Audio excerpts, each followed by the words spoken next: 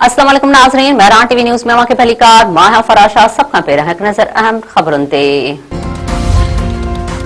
पाकिस्तान पारां मुख़्तलिफ़ मुल्कनि जे अपील ते ऑपरेशन गज़ब उल हक़ आरज़ी तौर रोकण जो फ़ैसिलो इतलात खाते जे वफ़ाक़ी वज़ीर अता तारड़ चयो आहे त ईद उल फितर खे नज़र में रखंदे ऑपरेशन गज़ब उल हक़ में 24 मार्च ताईं आरज़ी वक़फ़ो ॾियण जो फ़ैसिलो कयो वियो आहे।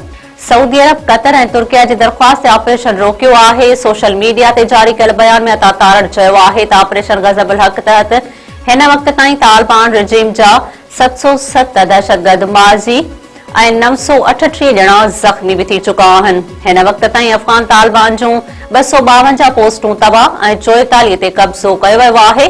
ऑपरेशन दौरान अफ़गानिस्तान में 73 हंधनि खे हवाई कार्रवायुनि दौरान निशानो बणायो वियो।